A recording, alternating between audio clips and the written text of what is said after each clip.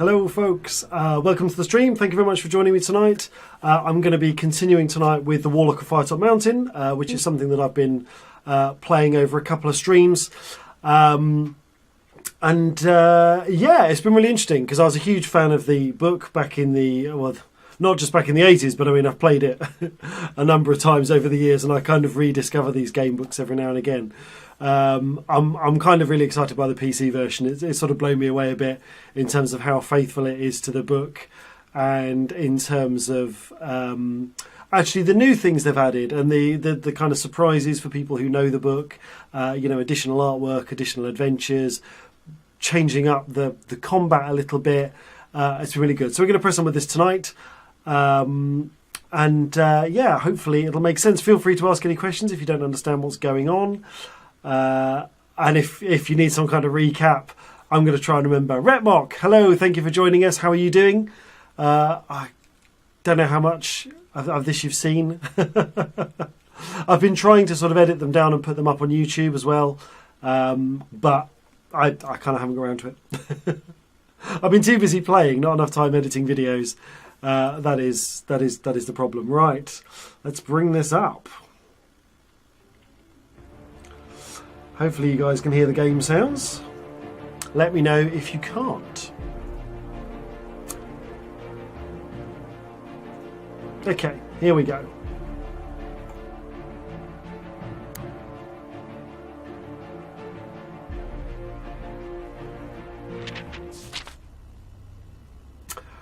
Right, okay, so as we'd left it, I'd died at the hands of some... I don't know, what were they? They were ghouls or something. There were these three bodies which I'd seen on the floor, and I decided I wasn't going to investigate them. I was going to carry on, and the game kind of said, "Oh, you didn't investigate those bodies. Are you sure you don't want to investigate those bodies?" So I thought, all right, okay, maybe I'm missing something. So I went back and had a look, and they turned out to be monsters who attacked me and killed me. So thank you, game, for that. We've basically made it, for those who know the book of the Warlock of Firetop Mountain, we have made it past the river, which, as I was talking about in the last session, marks the kind of midpoint of the book, because the book was written by two different authors, and they broke the story up into two halves, and the river was the point where the player crosses over from one author's half of the book into the second half. So we've kind of done that, and we've made it a little bit back past this room, but this game restores your position to benches and save points.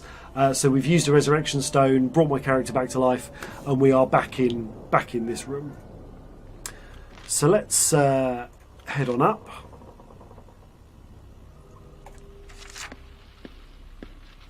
Okay, we've got to do this fight with the worms again. That's fine. Reaching the top of the steps, you enter into a musty burial chamber. Tombs lined the chamber, giving an intense sense of claustrophobia, and there are strange carved faces on the wall, whose eyes seem to follow you around the room. Etched into the wall is the word Zagor. To the north are more steps that lead upwards. To one side of the chamber there is an ancient dusty book on a stone plinth. This must be the Zagor family crypt. Creepy. Suddenly you feel a rumbling, which becomes a violent shaking. Bursting through the rock are grotesque reanimated giant worms. Parts of their flesh have decayed and they have a grey, sickly skin. They are crypt worms, revived to protect the resting place of Zagor's ancestors. Okay. I genuinely can't remember. I think these maybe have a spitting attack. So they are both attacking, so let's just hold our initiative for the minute. I'm just going to attack this square. Oh, okay. That's an interesting attack it's got there. So it's got reach, but it's got reach over two squares. Let's use the quick jab. Oh, that was stupid. Okay. I'm going to use piercing strike and hope for good positioning. Okay, so this guy's, I think... So for those of you who are watching this for the first time, the monsters in this game use what is meant to be a fairly predictable attack pattern. The idea being that you can anticipate what the enemy's movements are going to be, and in some way you can kind of plan your attacks and movements based on what you know of them. So I think the routine is, with these worms, they attack using their reach attack, which would be the square behind me and the next one along, and then in their next attack they attack the two that are kind of adjacent to where they're facing, but not straight ahead. So I think if I attack this guy, I shouldn't get hit. There we go.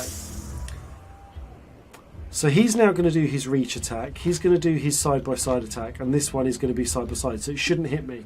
So let's do that. Oh, okay, I misjudged this one. That's interesting. I wonder what I did wrong there. I might just do a careful move backwards.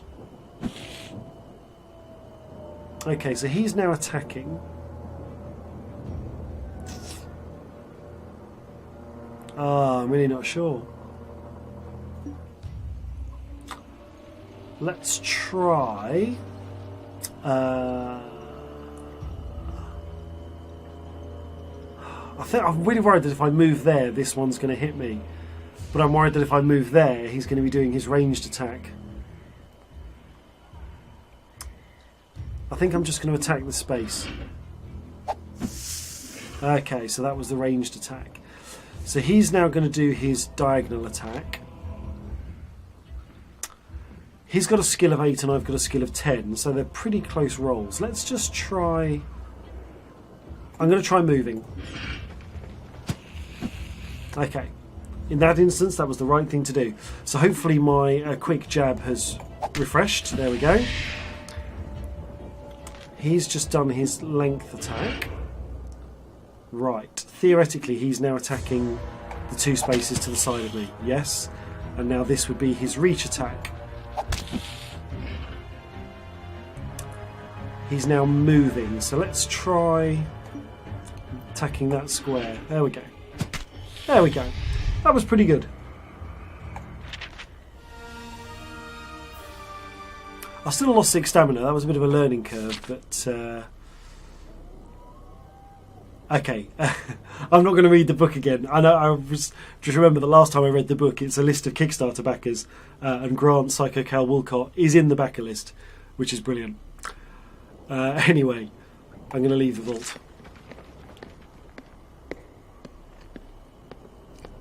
Hello as well, Almost Different. Thank you for watching. Okay, you enter another chamber. This one seems rather plain. Suddenly there is a spark, followed by an intense pillar of fire. It burns brighter and brighter, emitting an intense howl from deep inside it. The flames begin to dissipate, and standing in their place is a terrifying hellhound.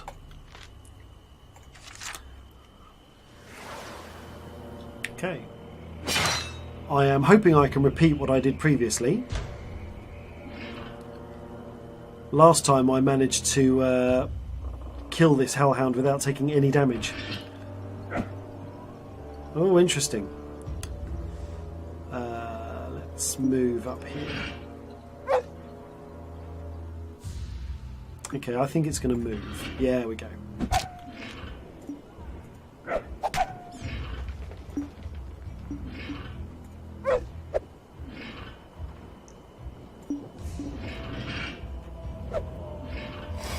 Okay.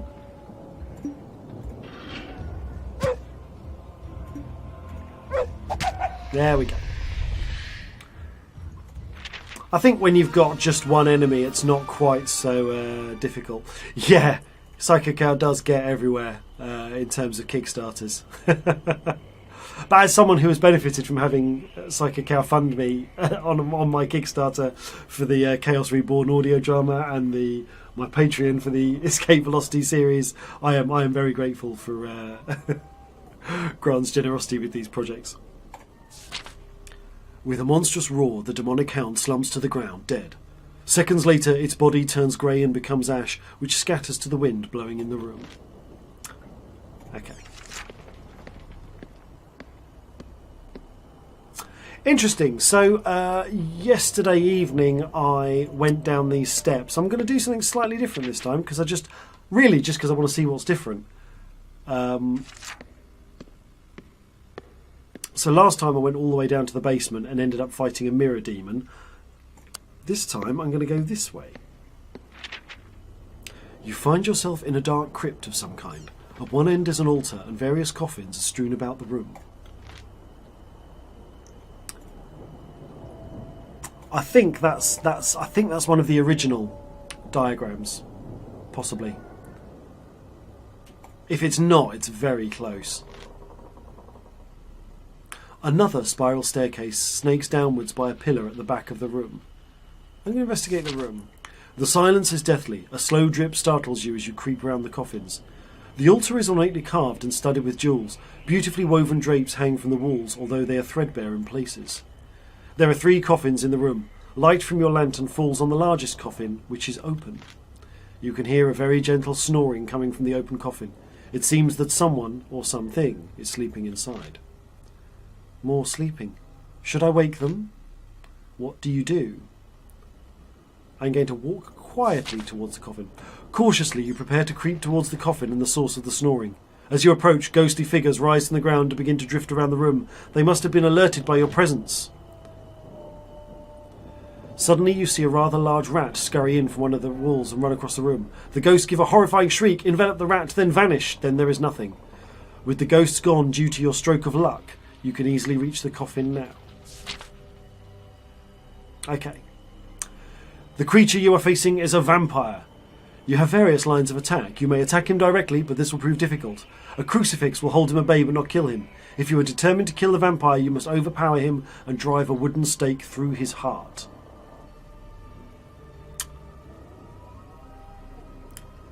I kind of feel like talking should be my first option. I've come and found this guy where he was sleeping, and he's not bothering me, and now I'm just going to stake him in his sleep. My conscience will get the better of me. Okay, I'm going to ask him about Zagor. You lean over into the coffin, shake the vampire and wake it. Excuse me, you ask. Do you know the whereabouts of Zagor? Its eyes instantly Shit. Its eyes instantly flick open and it hisses at you. I do, but you shall never see him. I should be doing a vampire voice. I do, but you shall never see him. It pulls you into the coffin with its vice-like grip. Your last living memory is a flash of pain as his sharp teeth sink into your neck. You should have never decided to wake a sleeping vampire. I knew I was going to regret clicking on that. I can't believe I found another insta-death ending. And I didn't have any more resurrection stones.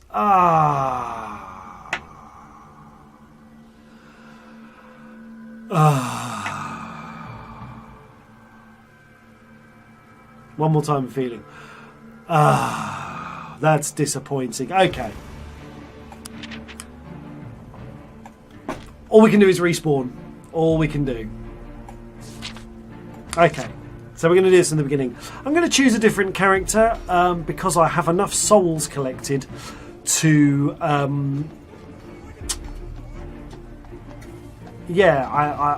have enough souls collected basically to unlock a new figure. Now, one thing that's interesting is Tin Man Games have were commenting on this game on the Steam forums, and apparently it's unique to the PC version that you unlock characters using souls that you gather from battle. On the iOS version of this, it's like a microtransaction. You pay to unlock these characters.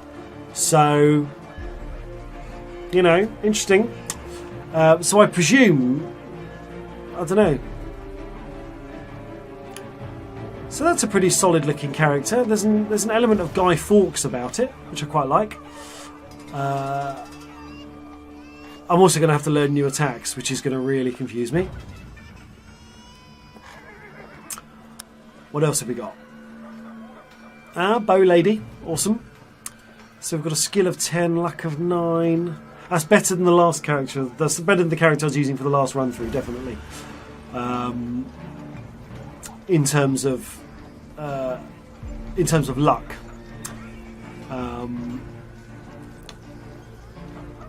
Okay, strong left attack and near shot. So these are actually... Oh, wow, look at that. That looks nice. I like the look of that. What else have we got? Stamina 9, skill 9, luck 9. Oh, nice double-headed axe there with a skull on it. Wow.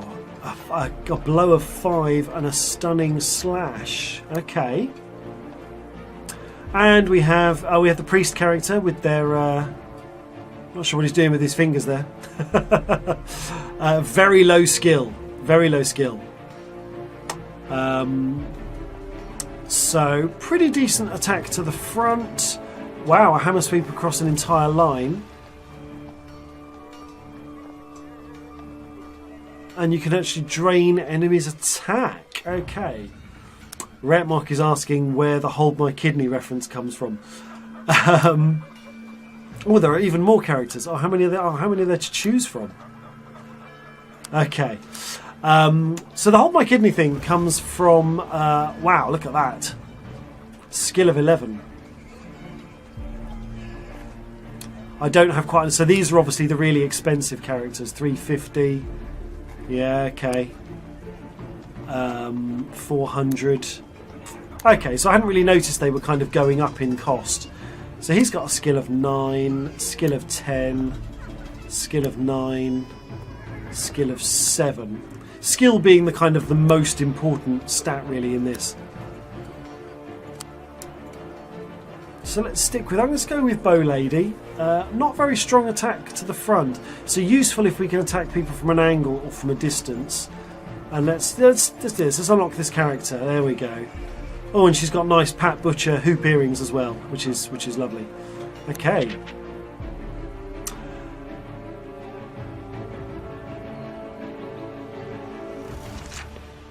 In we go. So the Holdmykidney thing. This kind of goes back a number of years to a number of things. It goes back to my kind of teenage years and living at home with my brother.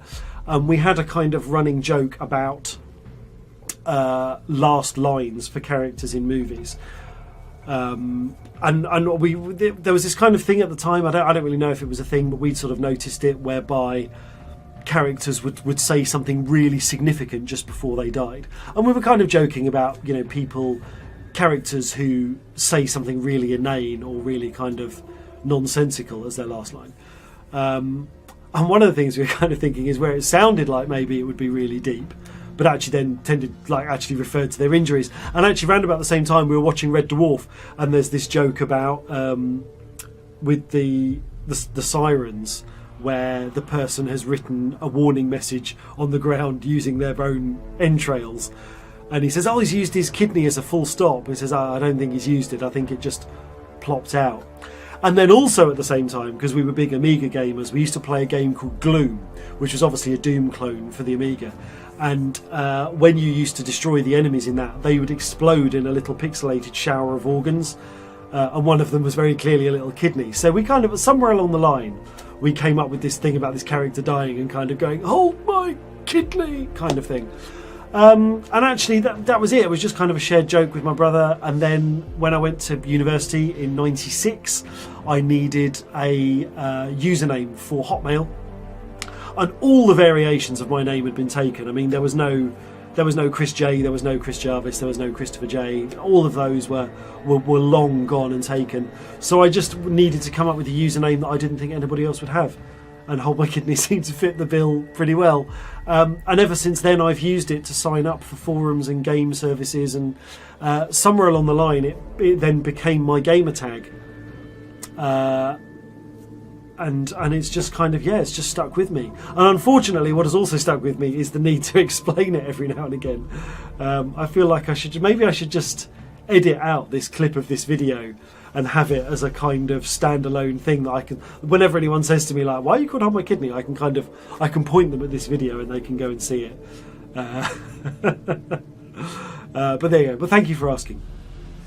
Anyway, so we have a new character.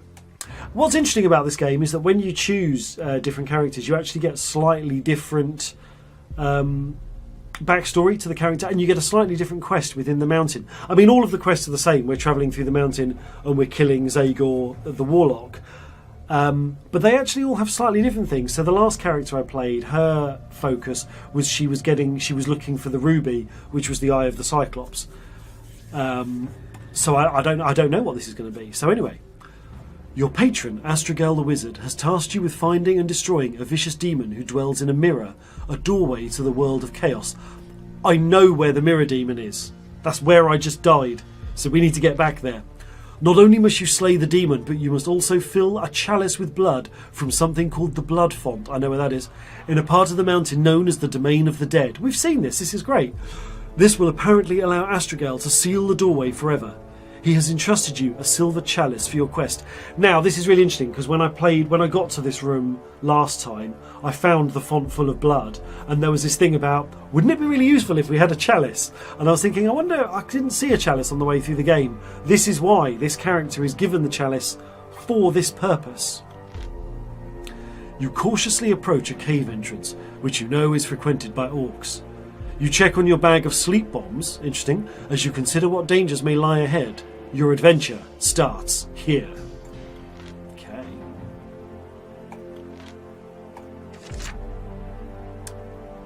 So I'm not going to read too much of the opening, because for those who have been watching the previous episodes, we've done a lot of this. But it is nice that the dialogue and a little bit of flavour text is different. It's really interesting that my stats are mostly exactly the same as the last character, 10, 18. It's actually 10, 18 and 9 this time rather than 10, 18 and 8. Let me have a look at these sleep bombs. I'm really curious about what they do. Oh, okay. I can't select them. They must come up as story choices.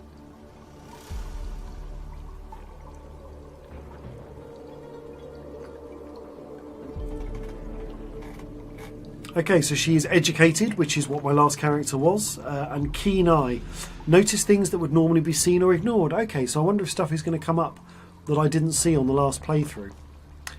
Let me just get familiar with my attack. So weak to the front, strong to the side, very strong at range, and I've got this crippling volley attack. Okay. We're going to go this way. I know it's a dead end.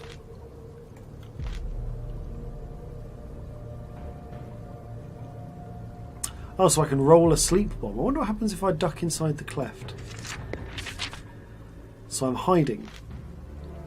You listen intently as the footsteps come closer and then pass by your hiding place without the owners of those footsteps ever knowing you are there. Your keen eye spies a few smaller rocks tumbling down from one of the granite walls as you wait in the dim cleft. Interesting.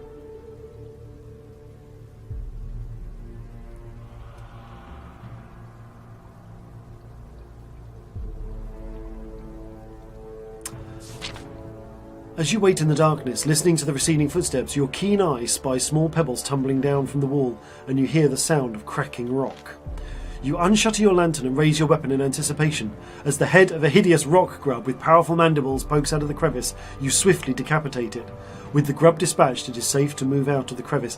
So one of the things that's interesting about this game, I have mentioned this previously, but you gain souls which you use to unlock other characters from winning battles. So actually by doing this and avoiding a battle, I'm actually missing out on grinding XP, which I think is a bit of a shame. I think you should get some souls as a reward for clever role-playing choices.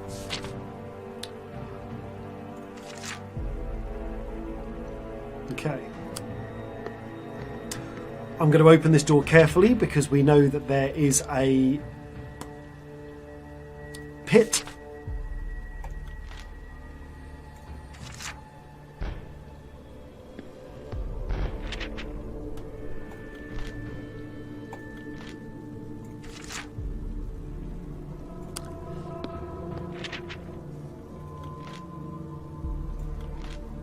So if we take so this is one of these things. It is the game has a roguelike element to it, even though it is exactly the same each time.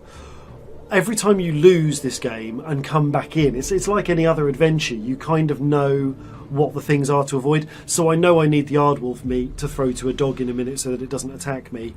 I also know that if I investigate the other cave, I'm going to get into a fight, and I don't think I get anything for winning that fight other than souls.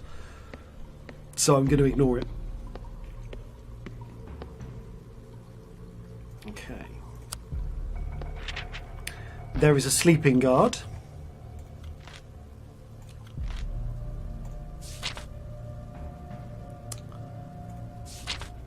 So we're testing our skill. So this is, I've got, a test of skill in this game is basically 2 d6s versus my skill. My skill is 10. So basically on a 10 or lower I'm going to succeed. So I'm only rolling 11s and 12s to fail on skill challenges, which is great. Luck is also 2d6, so I'm on 9 for that, so it's not quite as good, but still very much achievable. There we go. 8, that is perfectly fine.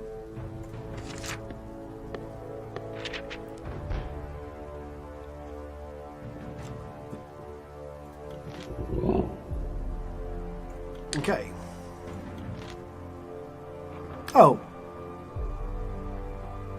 Distract the orc hounds with some food.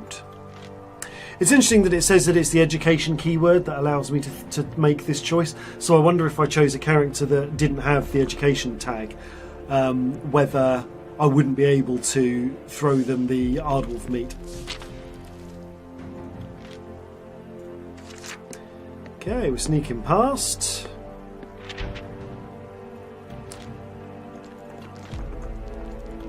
I'm going to sit on the bench and rest just because it marks a restart point, although to be honest I think if I were to restart at this point in the game it's probably not worth spending the resurrection stone. To your left on the west face of the passage there is a rough cut wooden door. You listen to the door and can hear a rasping sound. Let's open the door. There's good stuff in these rooms generally.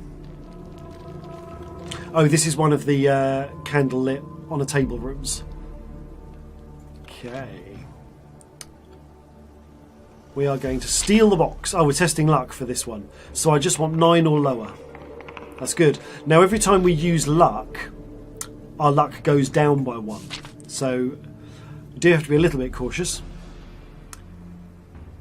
So I've got 4 gold pieces. Now there is actually a shop later in the game that I can buy equipment from, so it is worth getting as much gold as we can. There's a little bit of a corridor here with 3 rooms along it. I'm going to go in each of them.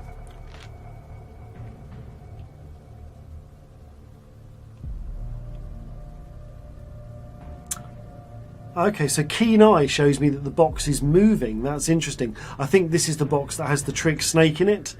So I'm going to stab the box. Yes! I have skewered the snakes inside the box. That was a practical joke. Okay. Let's go northward.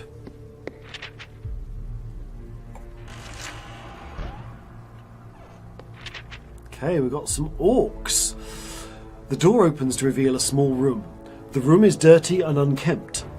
A straw mattress lies in one corner, and in the far corner a flight of steps leads out of the chamber. In the centre of the room is a wooden table upon which a candle burns, lighting the room with its flickering flame. A small box rests under the table. Seated around the table are 2 small orcs with warty skin dressed in leather armour. They are drinking some sort of grog. I kind of don't want to blow my sleep bombs. I can probably fight a couple of orcs. And I'm also really curious to see how my attacks are going to work out. It's interesting that one of the things your summary doesn't show you is it doesn't kind of tell you which skills are cooldown ones.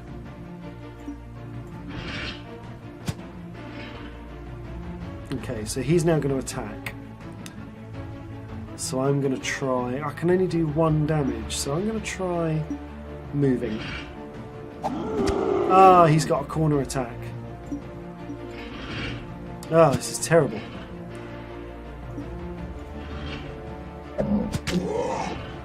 Okay, so they attack on the corners. So I'm going to move. He's now moving, so let's try attacking. Okay, well, that's one of them. It's not the one I intended to hit, but it is one of them. Now, it looks like we're going to need to... He's attacking. So this is his 10...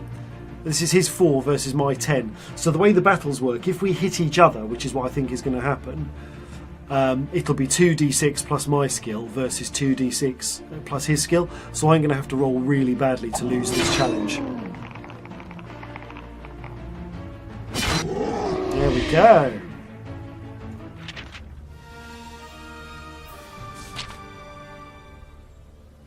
You wipe your bloodied weapon on the mattress. The green blood leaves a slimy stain on the straw. Stepping over the bodies towards the table, you flinch at the foul stench of the creatures. You pick up the box from under the table and examine it. It is a small wooden box with crude hinges. The name Farigo DiMaggio is inscribed on a brass nameplate on its lid. Open the box. The box contains a small leather-bound book entitled The Making and Casting of Dragonfire. You open the pages and begin to read. Fortunately, it is written in your own language and so probably not understood by the orcs, otherwise this treasure would certainly not be as loosely guarded as it was. The book is written in tiny handwriting by Farigo DiMaggio. In it he tells the story of his life's work, the creation of the Dragonfire spell with which to fight evil dragons. You read how in his last years Farigo finally perfected his spell, but was too old to make use of it, so he completed his book, locked it in a chest and hid it in the depths of Firetop Mountain, afraid that it might fall into the wrong hands. Ah. And so, you who now hold this book, you have my life's work in your hands. The power of destruction is yours if you wish it, but do not waste it. Unless you use the spell for the purpose with which it was intended, you shall be consumed by evil itself and die from the fire from your own hands. Remember, only when the dragon breathes its fire at you should you raise your arms and say, Ekil Erif, Ekam Erif, Erif Erif, DiMaggio. You say these words slowly and softly. Suddenly the pages seem to glow, and as its glow disappears, so do the words on the pages of the book. You repeat the spell to yourself to memorise it. Okay. Let's leave by the steps in the corner of the room, because I haven't seen that. I'm hoping that's not going to be a mistake. Oh, we know we're going to get to the river whatever happens, so... Climbing the steps, you finally emerge at the far end of a large room, as untidily kept as any you have entered so far. A large chair behind a solid-looking table suggests that someone, or something of rank, uses this room. On one side of the room is a wooden bench. To your right, in the far wall of the room, is a large door that clearly leads onwards into the mountain. However, a chest in the centre of the room catches your keen eye.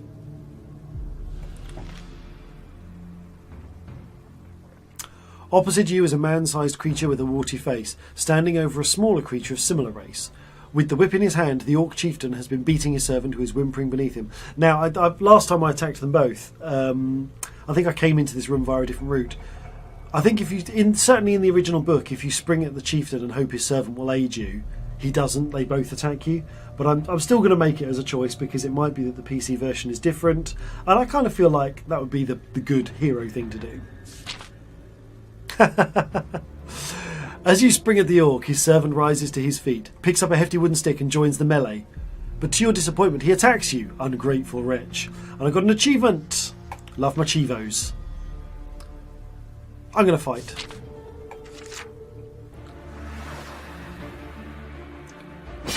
Okay. So when the miniatures wobble, that means they're going to attack.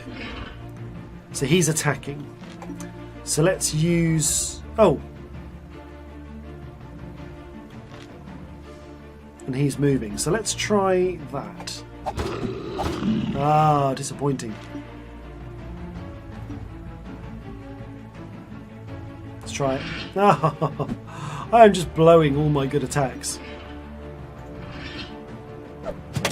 This is going very badly. Okay, let's do a bit of a move. And another move. I need to try and...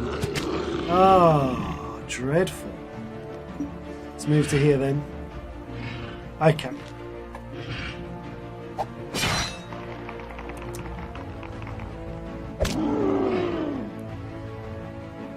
So he's going to move. He's got 2 stamina. Let's try attacking there. Nope. He's going to attack. Does he attack corners? Or is he going to use reach? Let's try moving. Okay, that's reach. Then he's going to move, so let's attack there. Oh, dreadful. Did at least still hit somebody. Let's move out the way then. Ah. There we go.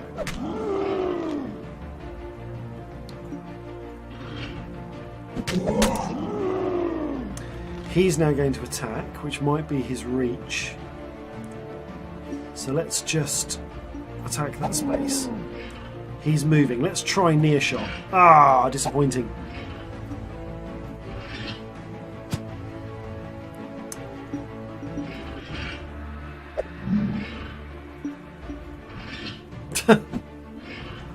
I'm not anticipating this very well.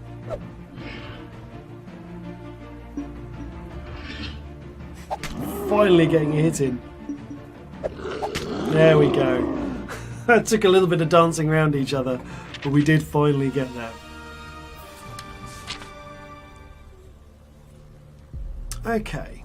Looking closer, your keen eye notices there appears to be a mechanical trap fashioned into the lock itself. Carefully attempt to trigger the trap. I'm hoping this is a skill test, not a luck. Stepping to the side of the chest, you break open the lock and swing the lid open. Your suspicions were confirmed. A soft click comes from the chest and a poisonous dart flies out, harmlessly hitting the wall on the other side. Now that the chest is safe, you can inspect your prize. There is a stash of gold pieces and a label. Okay, this is the potion of invisibility. Nice. And 25 gold. Nice. So I think we get 5 hit points just for resting. Yeah. No need to eat. So if we eat a provision at a bench, we get 10 hit points back. So I think that's the thing to work on. Let's go eastwards. Thank you for watching, and if you'd like to continue watching the series, please click on the next episode or click on the subscribe icon. Thank you for joining me. I'll see you again soon.